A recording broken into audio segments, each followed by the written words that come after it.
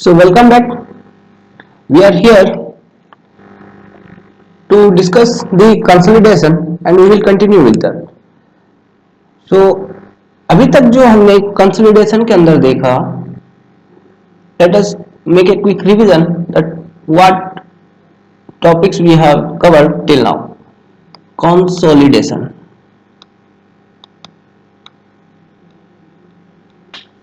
of soil.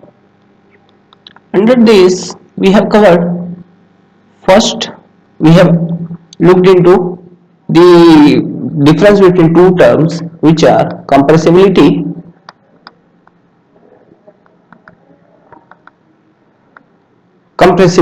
first we have seen what is compressibility, and under this there are two. First is compaction,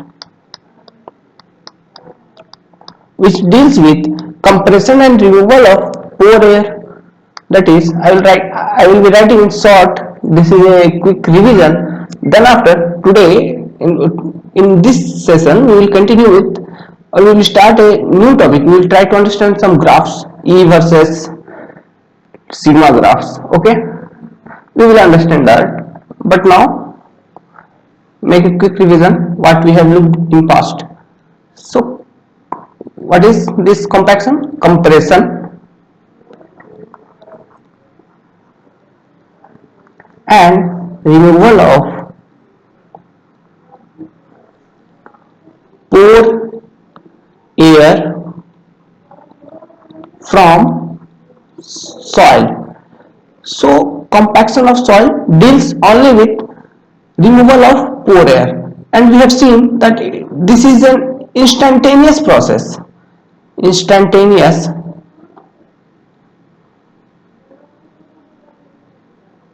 means as soon as you are applying load.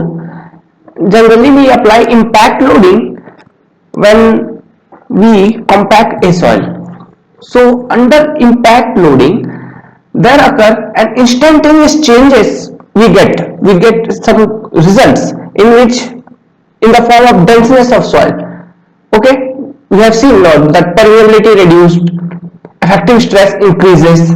All those are results which we have derived out of compaction, and similar type of results pertain to consolidation also. So under compressibility there were two terms. First we have seen compaction, second is consolidation. Under this theory we have seen that there are two types of consolidation actually. First we called 1-degree consolidation or primary consolidation. So primary, and the second is 2-degree consolidation or secondary consolidation.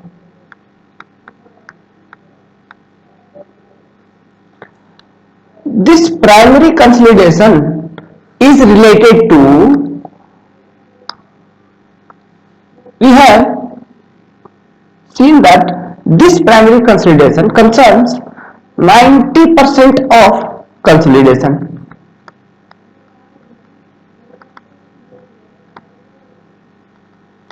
We have seen, and what is this? This was the compression and expulsion of pore water from soil. There was a flow condition under laminar type of flow. Under laminar flow means this was let's suppose these are the grains of soil, solid grains. So from this pore spaces water flows out under just when we apply loading. And which kind of load is this? This is constant load which we are applying at definite increment. Okay, means this loading, how does we apply load, it will be clear to you when we will look into the odometer test in this very session only. So till now, for now, just keep in mind that we apply some load, and load in terms of effective stress increment. Okay, that was basically because once the soil get compressed, so what is happening, these grains come closer to each other, as a result contact force develop, and that force only itself termed as effective stress of soil or intergranular pressure. Okay, so the load which we are applying here under consolidation is a static loading, and we have said that the as this is a compaction of soil is instantaneous, and it is mechanical way. It is a mechanical process. Mechanical in terms, we use some equipments, some devices to compress the soil, to compact the soil, such as RRV. RRV. This is a very famous abbreviation. What is this? R for rammer. Again, roller. Again, roller was categorized into three types depending on the nature of effect which they apply. We have seen that the very first is smooth wheel.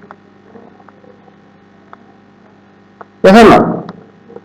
The second one is seafoot,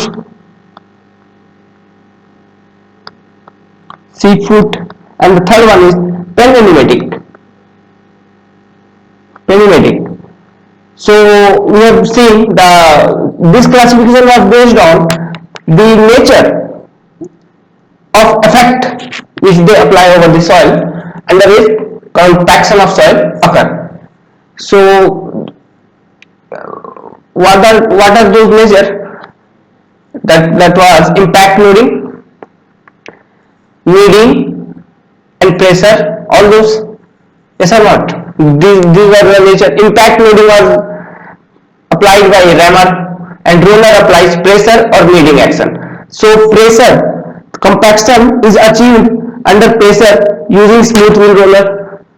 Compaction is achieved by kneading process using seafoot roller, and compaction is achieved by application of both the action using pneumatic roller. Basically, it is a mixture of both the above two actions. Okay, so we have seen all those under compaction topic. Now here we are in consolidations. It's just for a quick idea that till now what we have covered. It's good to make a revision. So where we are actually, okay, 90% consolidation occur, we have said it, and flow was under laminar flow condition. Okay, and this secondary compaction, secondary consolidation occurred, and it is very slow process as compared to primary consolidation. It takes several years to get completed. Okay, it takes very long time. You can say 10 to 12 years, it may cross 25 years also. Okay, it takes a long time. The basic reason behind this is the plastic redistribution of soil solid, because why this plastic redistribution is occurring here, because as the pore water get expelled, so there is some alteration in the structure of the soil. Okay, means let's suppose the structure of soil in sense that here there is this amount of void, but due to expulsion of pore water, what will be now? This void will reduce, so the soil structure get altered, and that process itself is the plastic redistribution. Means the soil solid arrange themselves in a very stable formation to enhance the strength. So that is the secondary consolidation.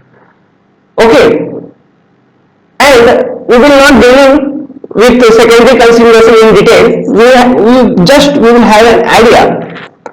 Now look into that. Look here, that compression and expulsion of pore water. So as we have assumed that water is generally incompressible in nature, so this compression is neglected, is minute or very less, so neglected generally. And here also in plastic redistribution, first there is compression of soil solid, then after plastic redistribution. Okay, secondary consideration is compression of soil solid plus plastic redistribution of soil solid. But here also the compression of soil solid is neglected. But we have to write while we are making a short notes in exams. We have to write the process in a detailed way. But for now, just for understanding that we are neglecting this compression of water and compression of soil solid. Then after all this, we have looked into two types of consolidation. Okay, consolidated soil actually. First, we have seen the difference between what is normally consolidated soil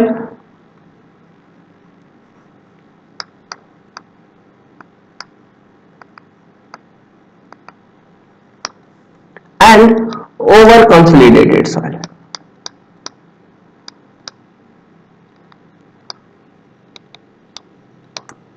Okay, so we have looked into this. We have also seen what is over consolidation ratio and what is its values. There are certain values, that is it will be far greater than 1 for over consolidated soil. The maximum value of OCR for NCS, means normally consolidated soil, was 1. This is the max value. Yes or not? We have seen all these concepts in very previous session.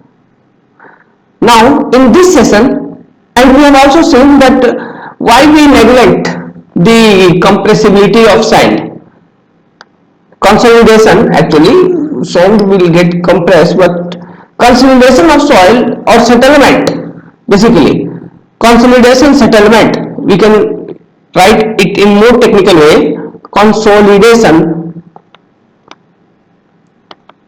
settlement of sand is very less. We have seen this, that why it is very less.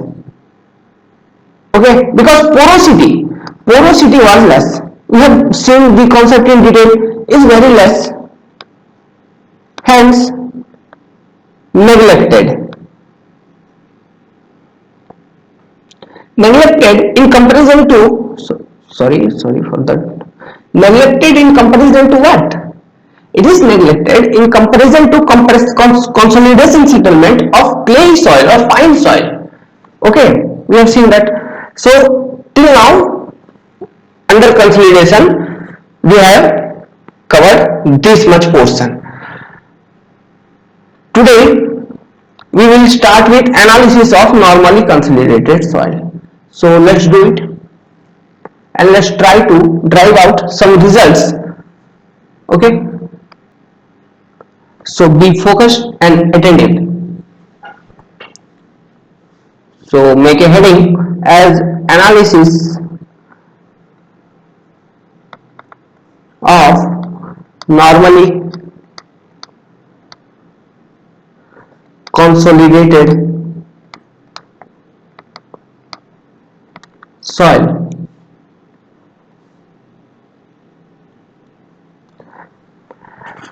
Let me start speaking in Hindi language because this language is very familiar to maximum and it's easy to understand. So देखिए, normally consolidated soil, इसमें first है plot between, plot मतलब graph, plot between void ratio and effective stress sigma. बार हम denote करते हैं। इन दोनों के बीच में हमको एक ग्राफ बनाना है। तो ये ग्राफ बनाने से पहले आप कुछ चीज को ध्यान में रखिए कि देखिए ये जो सॉइल होती थी, जो भी सॉइल है हमारा, तो कंसोलिडेशन तो आपको पता है स्टार्ट होता है एट 100% सैचुरेशन लेवल, मतलब जो वॉइड होगी सॉइल के, यह सॉलिड पोर्शन और यह है वाटर। तो जो वॉइड है वो फिल्ड है पानी से, मतलब 100% सैचुरेशन पे कंसोलिडेशन स्टार्ट होगा। अब आपने लोड लगाया, ठीक है, तो वॉल्यूम ऑफ वॉइड इसमें क्या है, यही है ना वॉल्यूम ऑफ वॉइड। तो आपने अब लोड लगाया तो पानी निकलेगा बाहर, ओके। तो मान लो ये जो लोड लगाया ये सिग्मा 1, ठीक है, या फिर सिग्मा नॉट ले लीजिए, ये लोड लगा, इससे कुछ पानी निकला और लेवल भी आ गया आपका यहां आ गया, ठीक है। तो क्या वॉइड, वॉल्यूम ऑफ वॉइड कम गया, तो क्या वॉइड रेशियो कमा, क्योंकि वॉइड रेशियो जो होता है ये क्या होता है, volume of void over volume of solid, ये तो कांस्टेंट है, ये अगर कमेगा तो ओवरऑल टर्म कम जाएगा ना, ठीक है। अब मान लो सिग्मा नॉट से बढ़ा के तुमने कर दिया सिग्मा 1, ठीक है। अब इस इफेक्टिव स्ट्रेस के अंदर, मतलब लोड बढ़ रहा है तो इफेक्टिव स्ट्रेस बढ़ रहा है, हम ये कहेंगे। तो इसके अंदर मान लीजिए यहां आ गया तो फिर कम है ना, ठीक है।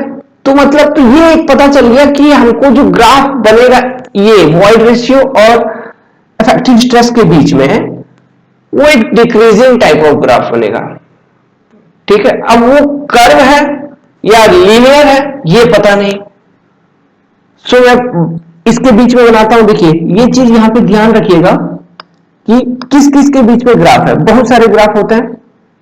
सो मैं इसे क्लियर कर लेता हूं। सो पहला ग्राफ है E वर्सेस सिग्मा। सो देखिए ध्यान से,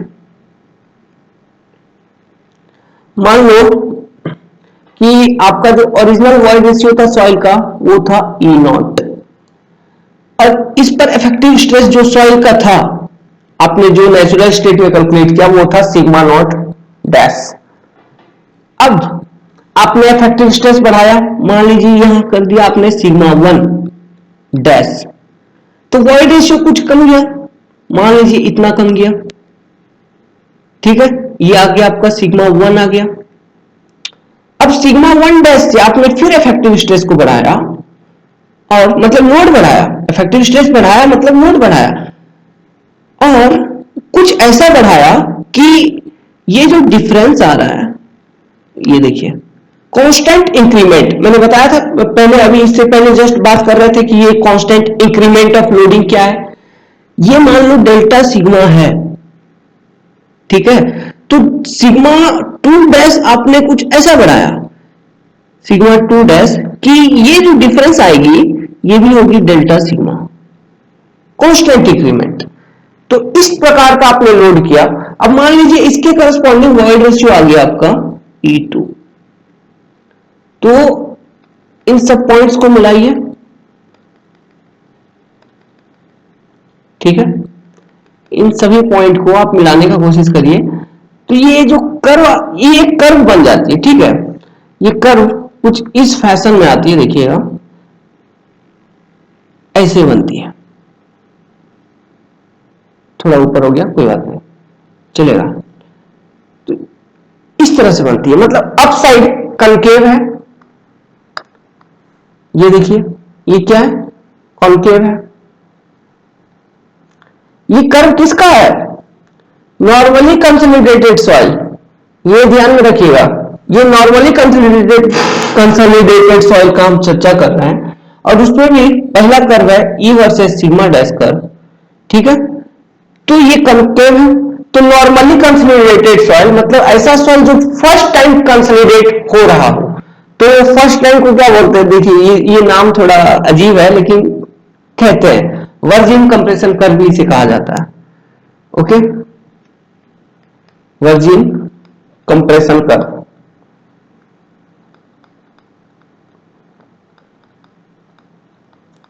इसे वर्जिन कंप्रेशन कर्व कहा जाता है, या फिर normally compression curve, normal compression curve.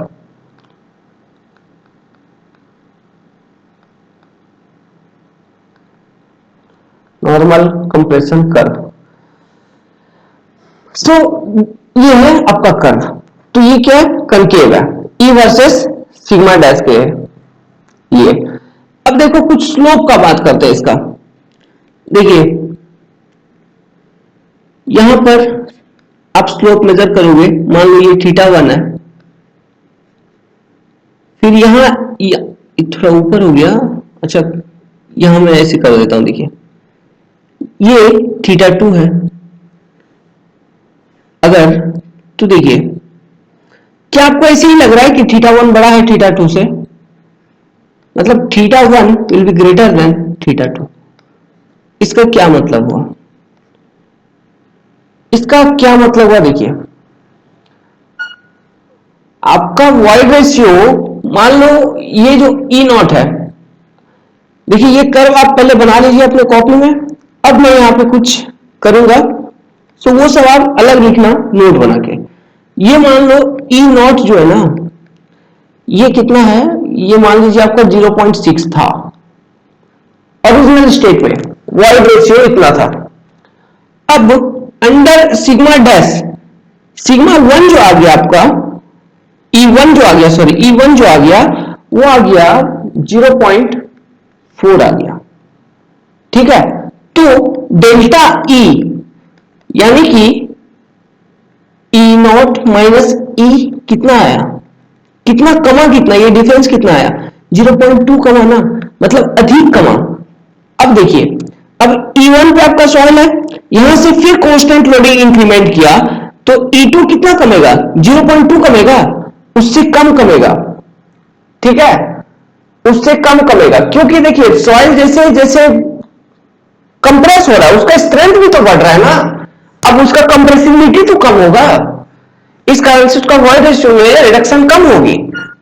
तो मतलब कहने का मतलब है कि E2 जो होगा, अब ये 0.4 थी, अब मान लीजिए ये आ गया आपका 0.25, तो डेल्टा E1 और डेल्टा E2 कितना आ गया? 0.15, मतलब कम कमेगा। ठीक है, तो इस कॉन्सेप्ट को लगाइए और ये स्लोप निकालिए, इसका θ1 निकालिए। θ1 हम कैसे लिख सकते हैं? यहां पर tan θ1, tan θ1 मतलब P by B, perpendicular by base. तो यहां परपेंडिकुलर कौन सा होगा? ये होगा क्या? और बेस ये होगा क्या? मतलब परपेंडिकुलर ये होगा और बेस ये होगा, ये वाला। सो कैसे लिख सकता हूं मैं? ऐसे लिख सकता हूं क्या? E1 minus E not divided over delta sigma, लिख सकता हूं? लिख सकता हूं। अब देखो कि एंगल कभी ये नेगेटिव आ रही है, ये वैल्यू ये नेगेटिव आ रही है क्या? θ1, tan θ1 नेगेटिव आ जाएगी, क्योंकि E1 तो ई नॉट से कम है। तो इसको पॉजिटिव बनाने के लिए हम यहां पर माइनस लगा देंगे, तो ये ओवरऑल टर्म पॉजिटिव हो जाएगा। उसी तरह से tan θ2 अगर लिखेंगे, कैसे लिखेंगे? E2 minus E1 over delta sigma लिखेंगे क्या? ऐसे लिखेंगे tan θ2। तो tan θ1 अधिक है tan θ2 से, मतलब कि ये स्लोप इसका कांस्टेंट नहीं है, ये स्लोप डिक्रीजिंग है। तो लिख लीजिए कि tan θ1 will be greater than tan θ2, मतलब ये जो कर्व मिला, normal compression curve is decreasing curve, decreasing curve means slope not equal to constant, and इसका जो स्लोप है ना, इसका एक अलग ही नाम है। तो नाम किसमें कौन सा नाम आ रहा है, ये चीज इंपॉर्टेंट है। Slope of normal consolidation curve, normal compression curve is called as, देखिए नाम सब इंपॉर्टेंट है, इसमें बहुत कंफ्यूजन होता है। तो जो मैं बता रहा हूं उसी टाइप से याद रखने का कोशिश करिएगा। इस वाले कर्व का स्लोप को हम कहते हैं coefficient of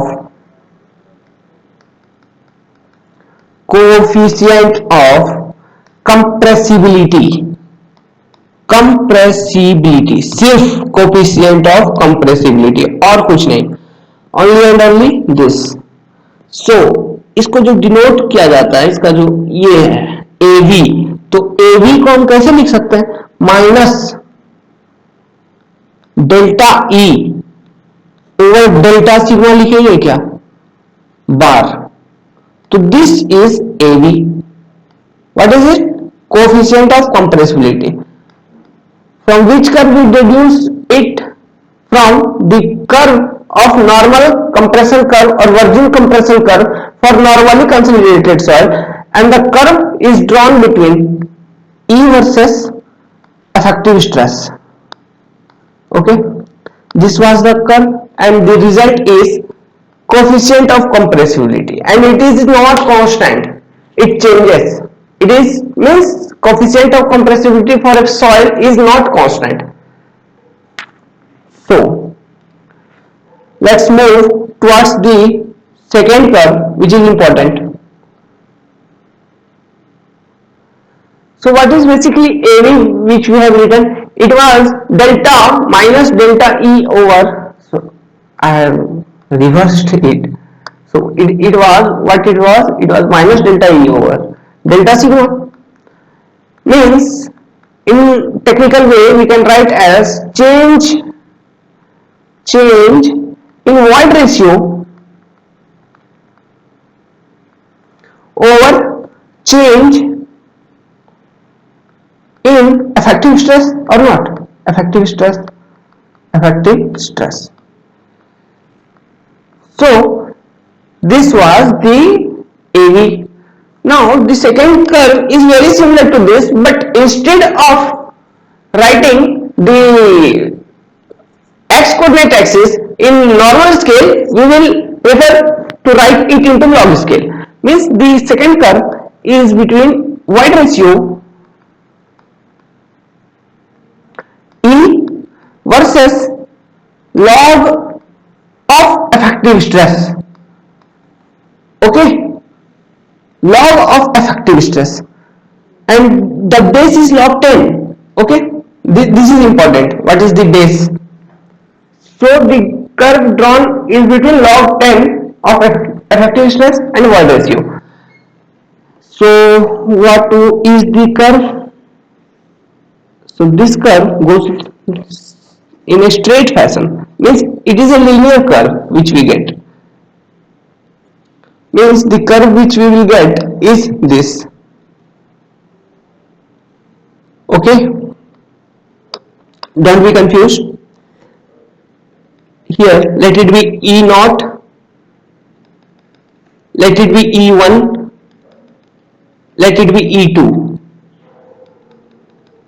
let it be log 10 sigma naught, log 10 sigma 1, and this be log 10 sigma 2 bar, all are okay effective stresses. So this is the curve which we get when we write the x coordinate axis in log scale. So it is a linear one, it is a straight line, and we all know since childhood that slope of a straight line remains always constant, is constant, yes or not? Is always constant. Means whatever the theta value we will get here, the same theta value we will get here also. That is theta 1 equals theta 2. So this slope is constant, and this slope has a special name which is very significant in this entire topic actually, CC, and we represent it as CC, and this is called as coefficient of compression.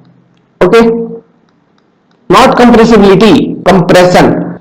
Coefficient of compressibility is AV and coefficient of compression is CC. Since slope is constant, what we derive, CC will be constant, means coefficient of compression for a soil is constant. Write it down. Coefficient of compression for a soil is always constant. Instead of coefficient of compression, we can call it by another very special name. It is compression index. Okay, so don't be confused that what we are calling.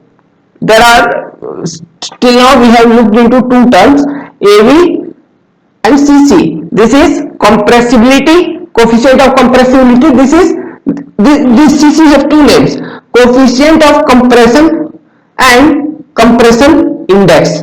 Okay, means make a note like this in your notebook if you are making notes. So compression index for quick revision, or if you are using some A4 paper, then these are the point you should make as a short notes, in short notes. So this is AV and this is CC, and from where we get this graph, and this is concave, this is straight line. Okay, all those concepts make a concise notes in a paper for future revision. So this is compression index we call. So how we can write it? Same, in the same logic, CC can be represented as delta E divided delta E. Since it will be negative, in negative, so we will put here a minus symbol to make the overall term positive, over log 10 sigma 2 over sigma naught. If, then how can we represent it as sigma bar minus sigma naught bar? Yes or not? So this is the coefficient of compression or compression index. This is a constant value. This is constant for a given soil. And okay, I have missed a very important result in the very previous. What is it? Does it have any unit? CC has no unit, because look here, the index, any index has no unit, so no unit. कोई भी index होगा उसका कोई unit नहीं होगा. Index number constant number होती है, unitless होती है. लेकिन एवी का यूनिट क्या होगा? देखिए एवी क्या था, delta E over delta sigma था. क्या ई का तो नो यूनिट, लेकिन सिग्मा का यूनिट है ना किलो न्यूटन पर मीटर स्क्वायर. अब ये उल्टा हो जाएगा, तो इसका यूनिट क्या हो जाएगा? एवी का मीटर स्क्वायर पर किलो न्यूटन, या फिर एरिया ओवर लोड. ये हो जाएगा क्या? कोफिशिएंट ऑफ कंप्रेसिबिलिटी का यूनिट. ठीक है, इसका नो यूनिट, सीसी का नो यूनिट. ये चीज भी इंपॉर्टेंट है, ध्यान में रखिए. यूनिट, सीसी का नो यूनिट, एवी का यूनिट होता है.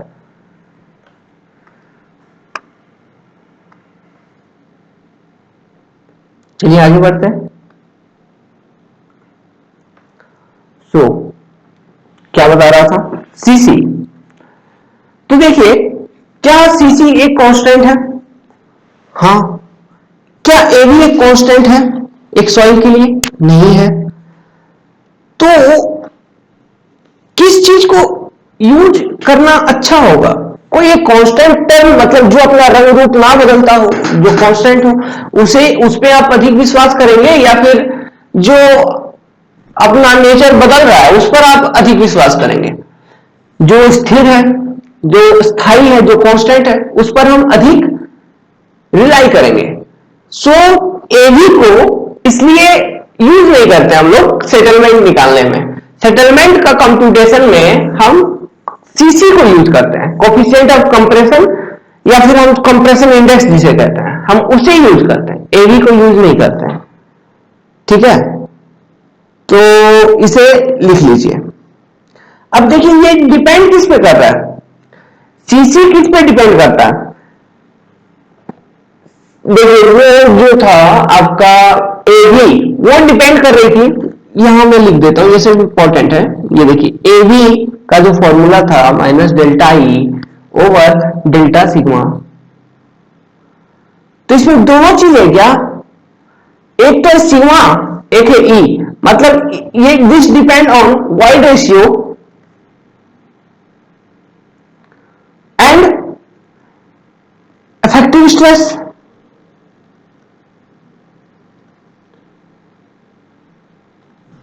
लेकिन सीसी किस पर डिपेंड कर रही है, ये तो लॉग में है, तो यूनिटलेस, मतलब इसका कोई, ये तो कांस्टेंट हो गई, इसका कोई मतलब ही नहीं निकला फिर। सिग्मा 1 और सिग्मा नॉट मान लीजिए ऐसा है, तो ये किस पे डिपेंड कर रही है, depends only on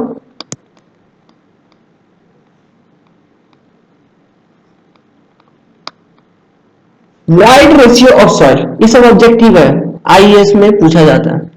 void ratio of soil, ये सिर्फ वाइड रेशियो पे डिपेंड करती है, इंपॉर्टेंट ऑब्जेक्टिव है, ध्यान में रखिएगा। डिपेंडेंसी किस पर डिपेंड करता है, और इसका तो यूनिट है ही नहीं, ये मैंने बता दिया था। इसका जो वैल्यू है ना सीसी का, ये सब ऑब्जेक्टिव है। सीसी का वैल्यू ये जनरली लाई करता है 0.1 से लेके 0.8 के बीच में, नॉर्मली कंसोलिडेटेड सॉइल के लिए। ओवर कंसोलिडेटेड सॉइल के लिए क्या होता है हम देखेंगे, वहां पे होता है सीआर होता है, ठीक है, रिकंप्रेशन इंडेक्स होता है उधर, ये रिकंप्रेशन इंडेक्स हम इसे कहते हैं। जैसे इसे हम कंप्रेशन क्या है, इसे रिकंप्रेशन कहते हैं, तो वो ओसीएस का है, तो देखेंगे। लेकिन फिलहाल ये देखिए, फिलहाल तो ये है, इसका जो वैल्यू है इस रेंज में लाई करती है। इसको निकालने का 2-3 इंपॉर्टेंट फॉर्मूला है, वो फॉर्मूला भूल गए तो कन्वेंशनल क्वेश्चन नहीं बनेगा, बहुत ऑब्जेक्टिव ही नहीं बनेगा। तो वो 2-3 फॉर्मूला जो है मैं लिख देता हूं, और उनमें से इंपॉर्टेंट जो है मैं वही लिखूंगा, सभी को नहीं लिखूंगा। क्यों, कंफ्यूज हो जाता है लोग, कितना याद रखेंगे। जो इंपॉर्टेंट है, जो काम में आएगा, मैं उतना बताता हूं। तो पहला फॉर्मूला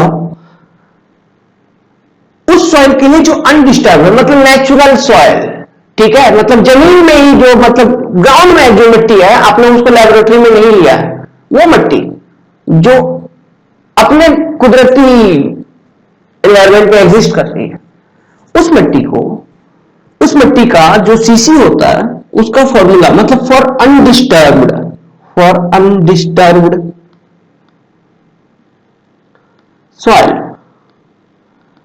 जो सीसी होती है, आप कैसे निकालोगे, 0. ये फॉर्मूला याद रखने का है, इसका कोई लॉजिक वॉजिक है नहीं, आप याद रख लो। WL% -10, ये सब इंपेरिकल है, मतलब प्रैक्टिकल किए हुए एक्सपेरिमेंट वहां से निकाल लिए, ये सब फॉर्मूला एक रिलेशन। तो ये वैल्यू WL यहां पे क्या है सब पता होगा, liquid limit, liquid limit in percentage. देखिए ध्यान में रखिए, डेसिमल यहां नहीं डाल दीजिएगा, परसेंटेज में, मतलब 60, 20 ऐसे, ये नहीं कि 0.6, 0.2 चिपका दिया, गलत हो जाएगा, नेगेटिव आ जाएगा ना। देखो नेगेटिव होता नहीं है सीसी। सेकेंड, तो ये याद रखिए 0.009 WL-10, ये भी परसेंट है, ठीक है, क्योंकि परसेंट से ही परसेंट माइनस होगा। सेकेंड, बहुत इंपॉर्टेंट, बहुत इंपॉर्टेंट, फॉर रीमोल्डेड, ये अनडिस्टर्ब रीमोल्डेड, याद रखिएगा, पूछ सकता है ना, रेशियो पूछ देगा आपको, अभी लिक्विड लिमिट दे देगा और बोलेगा कि लिक्विड लिमिट सेम है, उस सॉइल का लिक्विड लिमिट भी तो कांस्टेंट होती है, ये सेम है, तो रेशियो बताओ कि अनडिस्टर्ब स्टेट में सीसी क्या है और रिमोल्डेड स्टेट में सीसी क्या है। सेंसिटिविटी टाइप का लग रहा है क्या, लेकिन वो है नहीं। ठीक है, ये सीसी का रेशियो पूछ दिया। अब फॉर्मूला याद रहेगा डायरेक्टली तब ना आप रेशियो निकालोगे, याद ही नहीं रहेगा तो क्वेश्चन बेकार। और एक नंबर का क्वेश्चन, एक नंबर बहुत इंपॉर्टेंट है, इसलिए फॉर्मूला इसे याद कर लेना। तो फॉर रिमोल्डेड सॉइल ये कैसे करेंगे, इसका जो होता है देखिए, रिमोल्ड करने के बाद कुछ स्ट्रेंथ कम हो जाता है, लॉजिक ऐसे बैठा लेना। तो इसका भी कुछ मतलब ऐसे 0.007 होता है और यहां होता है WL same liquid limit minus ये 7, यहां ये सिंपल है 7%, ये 9 एक कम हो गया 10, कुछ लॉजिक बैठा लीजिएगा अपना। अब देखिए और एक फॉर्मूला बता रहा हूं डिपेंडिंग ऑन वॉइड रेशियो, ये किसी भी सॉइल के लिए है, ये उतना इंपॉर्टेंट नहीं है लेकिन हाँ इंपॉर्टेंट है। सबसे अधिक इंपॉर्टेंट ये है 3, ये 2, अभी जो बताऊंगा उसे आप, क्योंकि वो वॉइड रेशियो पे डिपेंड करता है इसलिए उसे भी आप 3 मार सकते हो। तो देखिए वो क्या है, सीसी का जो फॉर्मूला होता है 0.40 ई नॉट माइनस 0.25। अब ये ई नॉट क्या है, ओरिजिनल या फिर नेचुरल वॉइड रेशियो से लिख लीजिए, natural void ratio of soil. E not क्या है, नेचुरल, ये नहीं कि E1 चिपका दिया यहां फिर गलत, यही सब छोटे छोटे गलती हो जाती है। तो ई नॉट क्या है, natural void ratio of soil, मतलब वो वॉइड रेशियो जहां से कंसोलिडेशन स्टार्ट किया है, सो नेचुरल वॉइड रेशियो।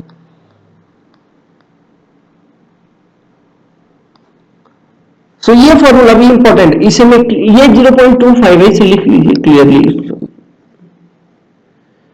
ये भी अजीब है, आप नहीं कुछ बोल सकते, मैं ही सिर्फ बोलते जा रहा हूं 0.25 क्या करेंगे, ठीक है।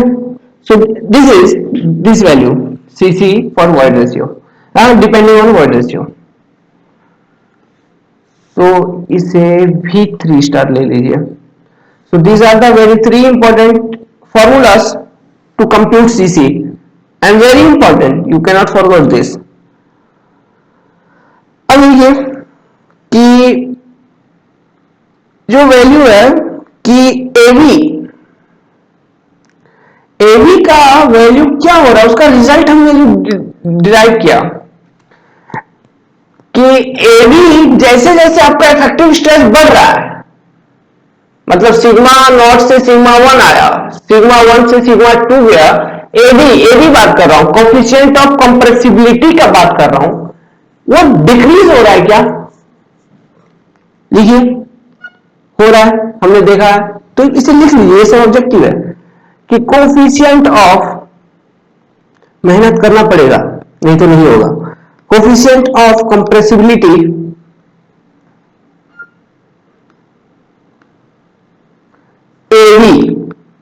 यही होता है for normally consolidated soil.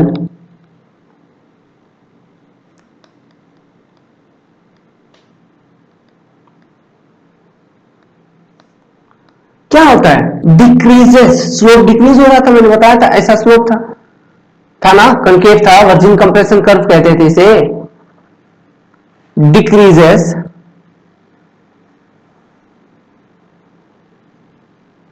with increase in effective stress, effective stress बढ़ेगा सॉइल का तो ये जो है कोफिशिएंट ऑफ कंप्रेसिबिलिटी कम होते जाता है। लेकिन क्या सीसी में कुछ ऐसा इफेक्ट है, but CC remains constant.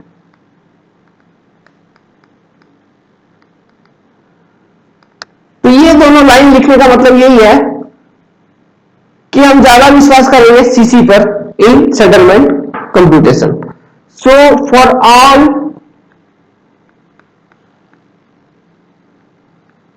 Settlement calculations, settlement कैसे निकालेंगे हम अभी निकालेंगे, फाउंडेशंस का क्वेश्चन भी सॉल्व करेंगे, बने रहिए जुड़े रहिए। So for all settlement calculation, इसमें मैं क्वेश्चन सॉल्व करूंगा, ये बहुत इंपॉर्टेंट सब्जेक्ट। ऐसे तो मैं गेट का सॉल्व करके अपलोड करूंगा, पूरा बुकलेट सॉल्व कर देंगे गेट का और अपलोड करेंगे, आईएएस कन्वेंशनल भी सॉल्व करेंगे। लेकिन इस वीडियो सेशन में ही हम लोग कुछ ना कुछ सॉल्व करेंगे, एग्जांपल देखते हुए चलेंगे इसमें। इसका मैं अलग से नहीं बनाऊंगा, इसमें एग्जांपल में ही खत्म कर देंगे। हाँ तो देखिए, फॉर ऑल सेटलमेंट कैलकुलेशन को क्या करना है यूज, सीसी को यूज करना है, सीसी। ठीक है, बाइक वाला सीसी है, याद रख लीजिएगा वैसा, कितना सीसी का गाड़ी है आपका। तो calculation we use CC. CC, CC का दो नाम है, कोफिशिएंट ऑफ, यहां लिखिए आप, कोफिशिएंट ऑफ कंप्रेशन या फिर कंप्रेशन इंडेक्स। ठीक है, इंडेक्स है, नो यूनिट। इंडेक्स कोई भी इंडेक्स होती है, लिक्विडिटी इंडेक्स, कंसिस्टेंसी इंडेक्स, सबको देखा क्या यूनिट थी, किसी की भी यूनिट नहीं थी। तो कोई भी इंडेक्स का यूनिट नहीं होता। हम लोग बहुत देखेंगे इरिगेशन में, आप देखिएगा एरिडिटी इंडेक्स होगा। ठीक है, कोई यूनिट नहीं होता है। इंडेक्स जो भी होता है कांस्टेंट होता है, उसका कोई यूनिट ही नहीं होता है। तो दो इंपॉर्टेंट टॉपिक हमने कवर किया अभी। तीसरा आप देखते हैं कि analysis of over consolidated soil. देखिए, analysis of over consolidated soil. मैंने बताया था क्या ओवर कंसोलिडेटेड सॉइल क्या होता है, उसी चीज को दिमाग में लाइए। जरूरी नहीं है कि वो वीडियो देखिएगा अभी, क्योंकि वहां तो बहुत डिटेल में है। मैं ऐसे अगर देखे होंगे तो समझ में आ गया होगा। ऐसे हम बता देते हैं कि है क्या।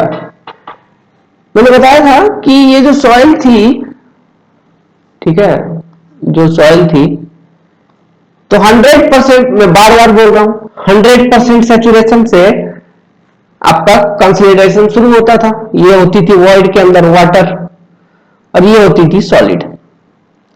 लोड लगाया इस पर, इसका लेवल मान लो यहां आ गया, यहां पर, ठीक है, वॉइड कम गया, तो ये लोड मान लीजिए 300 किलो न्यूटन लगा लिया आपने।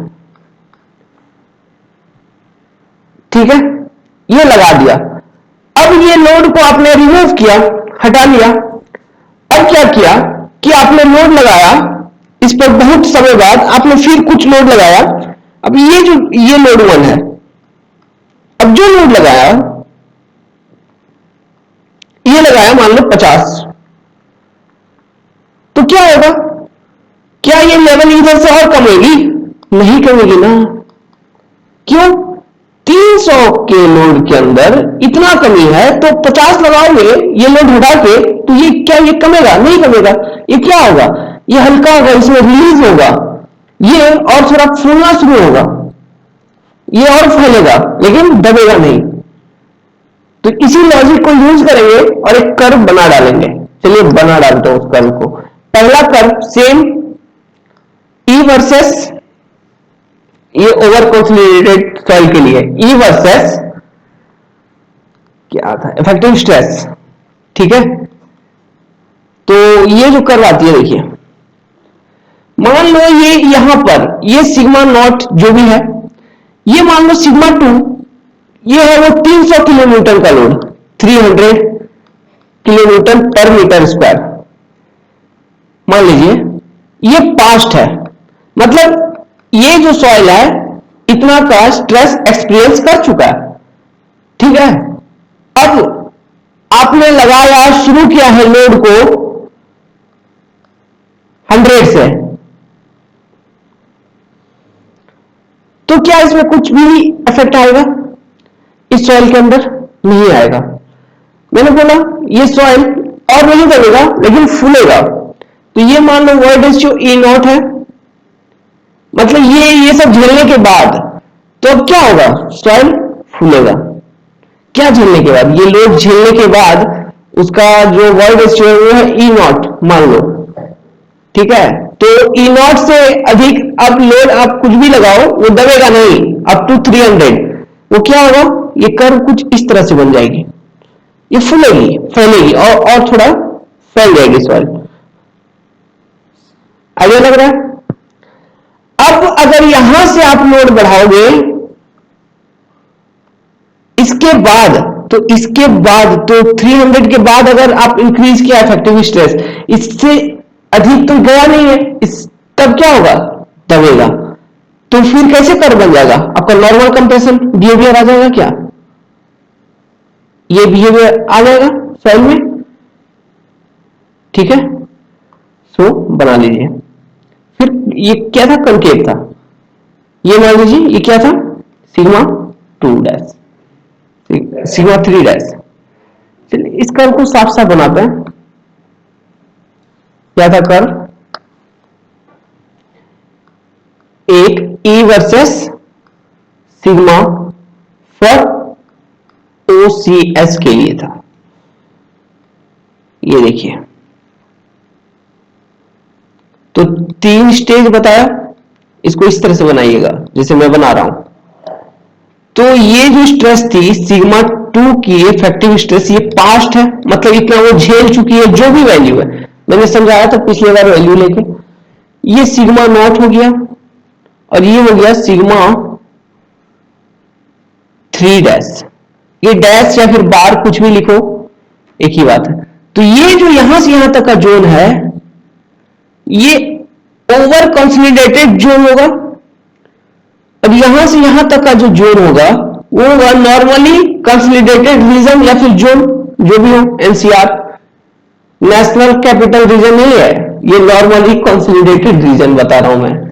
तो ये देखो, तो ये जो original word ratio E not थी, फिर मान लो ये इस तरह से आई और ये आ गई E1,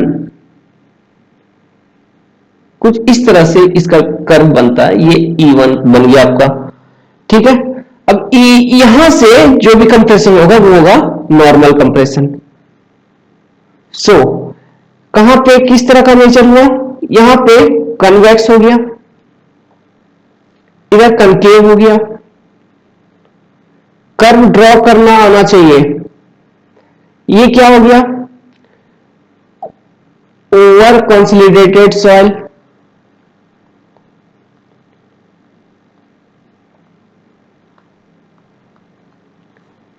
इसका स्लोप क्या होगा, AB, इसका भी स्लोप AB। क्यों, AB किसका स्लोप होता है, E वर्सेस सिग्मा का स्लोप होता है। इसमें AB क्या हो रहा है, इंक्रीज, इसमें AB क्या हो रहा है, डिक्रीज, ठीक है। तो ये है वो कर्व, ये क्या है, इफेक्टिव स्ट्रेस,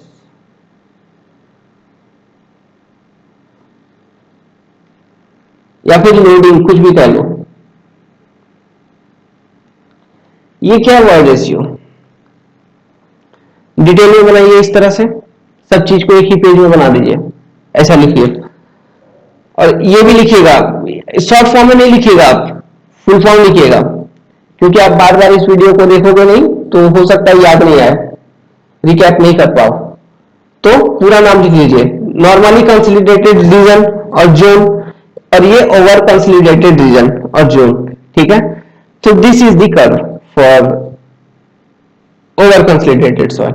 सो अब इसका पार्ट 2 बनाते हैं, क्या है, लॉग स्केल में बनाते हैं। तो लॉग स्केल में आपको तो पता है कि जो नॉर्मली कंसोलिडेटेड में आता था वो तो लीनियर आएगा, लेकिन फर्स्ट केस में लीनियर नहीं आती है कंप्लीटली, वो हल्का सा, मतलब देखिए मैं बना रहा हूं E versus log sigma graph OCS के लिए, कैसे है, ऐसे है ये। तो ये है लॉग स्केल में सिग्मा, मैं ऐसे लिख रहा हूं, ये वॉइड रेशियो। इस जो में कुछ इस तरह से कर्व आती है, मतलब पूरा कन्वेक्स नहीं होती है, लिटिल कन्वेक्स, कम होती है, लिटिल कन्वेक्स,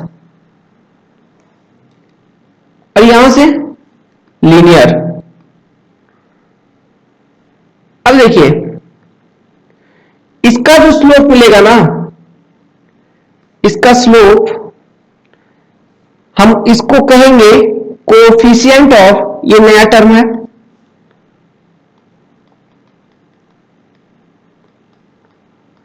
रिकम्प्रेशन।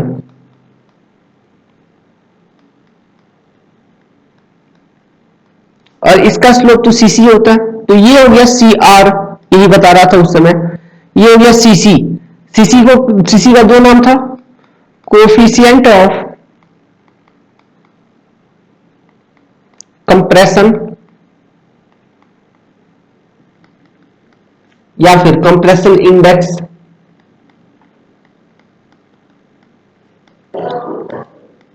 हो जाएगा।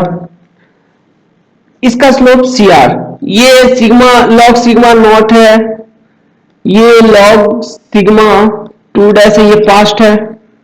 अब यहां तो कोई पास्ट नहीं है, यहां तो ग्राफ बना लिए, तो जो सी आर आएगा, ये ई नॉट, ये ई वन, ये जो भी है, सी आर इस जोन में आएगी। इस जोन में इस कर्व का जो भी स्लोप निकालोगे इस कर्व का, उसका सी आर वैल्यू आ जाएगा। और ये तो लीनियर है, सीसी आपको पता है। तो सी आर जो होती है वो लगभग होती है 1/5 से 1/10 ऑफ सीसी। ये रिलेशन इंपॉर्टेंट है, ठीक है। ये होती है सीआर, और सीआर और सीसी तो आपको पता है। सीसी कैसे निकालोगे, यहां से यहां तक के बीच में इसका स्लोप निकालोगे सीसी, ठीक है। तो इस केस में सीसी कैसे लिख सकते हैं हम, minus delta sigma over log 10 sigma 3 dash over sigma 2 dash, हो जाएगा। ये हो जाएगा सीसी इस केस में। और सीआर कैसे हो जाएगा, सीआर का भी सेम, डेल्टा सिग्मा इन दोनों के बीच का डिफरेंस डिवाइडेड होगा ये वाला स्ट्रेस, ये वाला स्ट्रेस, ठीक है, इसका डिफरेंस मतलब, तो इस तरह से लिख सकते हैं, वो होगा सीआर। और सीसी और सीआर के बीच में रिलेशन क्या है, सीआर होता है 1/5 to 1/10 ऑफ कंप्रेशन इंडेक्स। अब नेक्स्ट वाले सेशन में हम स्टार्ट करेंगे इंपॉर्टेंट सब, तरजागी कंसोलिडेशन थ्योरी वगैरह स्टार्ट करेंगे। लेकिन उससे पहले एक एनालॉजी देखेंगे, स्प्रिंग एनालॉजी, और सेटलमेंट का इक्वेशन वगैरह निकालने की कोशिश करेंगे। ये लंबा चैप्टर है, मैंने पहले बताया था, इसको डिटेल में और ध्यान से समझेंगे पार्ट वाइज, क्योंकि ये बहुत इंपॉर्टेंट टॉपिक है ना, बहुत इंपॉर्टेंट है। So I am ending here, thank you.